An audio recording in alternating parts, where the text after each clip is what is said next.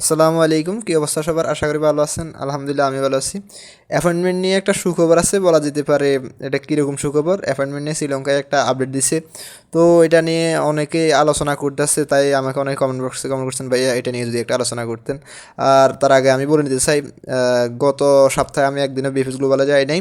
তো আজকে শনিবার, বিএফএস গ্লোবাল বন্ধ, কালকে রবিবার, কালকে হলো। আমি সরাসরি বিএফএস গ্লোবালের সামনে থেকে লাইভে যাবো ইনশাল্লাহ। আর প্রতিদিন যাওয়ার চেষ্টা করব।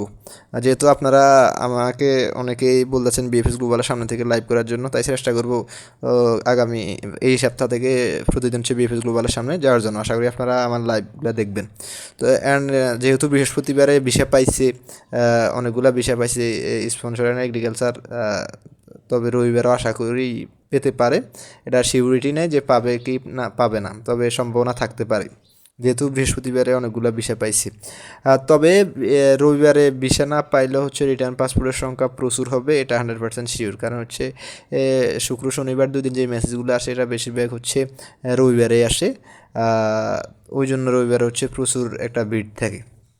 তো মূলত অ্যাপয়েন্টমেন্টের বিষয়টা আপনাদেরকে বলতেছি। অ্যাপয়েন্টমেন্টের বিষয়টা হচ্ছে কি, শ্রীলঙ্কায় একটা আপডেট দিচ্ছে অ্যাপয়েন্টমেন্টে, যে বাংলাদেশের মতো শ্রীলঙ্কায় হচ্ছে অ্যাপয়েন্টমেন্ট থার্ড পার্টির মাধ্যমে কিনতে হইতো, মানে টাকা দিয়া। কিন্তু আসলে অ্যাপয়েন্টমেন্টটা দিছিল অনলাইনে। সেম কিছু দালাল চক্র হচ্ছে এটারা তাদের নিজের আয়ত্তে আইনা টাকা দিয়ে, যে টাকা দিত সেই অ্যাপয়েন্টমেন্ট পাইতো। ওই জন্য শ্রীলঙ্কায় একটা বিএফএস গ্লোবাল আপডেট দিছে যে আপনারা চাইলে আপনাদের অ্যাপয়েন্টমেন্ট নিজেরাই বুক করতে পারবেন অনলাইনের মাধ্যমে। কোনো ধরনের থার্ড পার্সন বা হচ্ছে তৃতীয় পক্ষ ধরা লাগবে না। আই মিন দালালকে বুঝাইছে আর কি, ওইটা দালালকেই বুঝাইছে।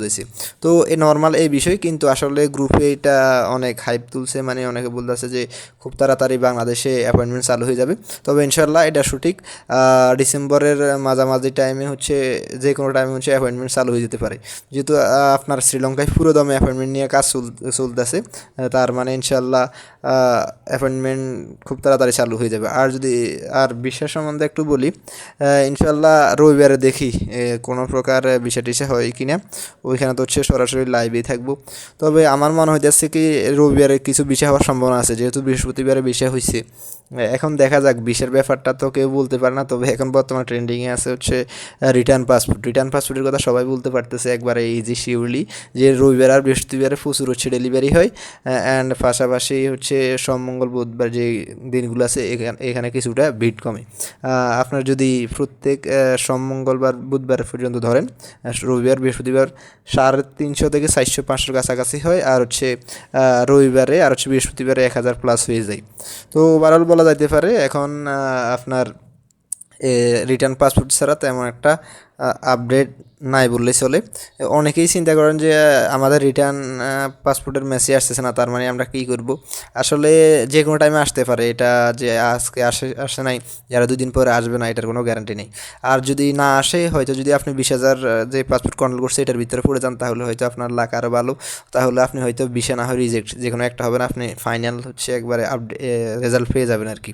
তো বিশেষ করে যাদের পাসপোর্ট আটকা আছে, যে ডিসেম্বরে 20,000 পাসপোর্ট দিবে বলতেছে, ওইখানে যদি আপনারটা পড়ে তো হয়তো আপনার কপাল ভালো বলা যেতে পারে। এটা একান্ত তাদের ব্যক্তিগত ব্যাপার, তারা কী করে। যেহেতু ইতালি এম্বাসি নিয়ে কারো কোনো ধরনের চিন্তা ভাবনা, আগাম চিন্তা ভাবনা করা পরে এটা লাগছে, এটা তেমন একটা বলা যাবে না। তাই আমাদেরকে লাস্ট পর্যন্ত অপেক্ষা করতে হবে কী হয়। আজকের ভিডিও আর বাড়াতে চাই না, আবার বলতেছি কালকে ইনশাল্লাহ সরাসরি বিএফএস গ্লোবালের সামনে থেকে লাইভ করবো। দেখা হবে পরবর্তী ভিডিওতে। আল্লাহ হাফেজ।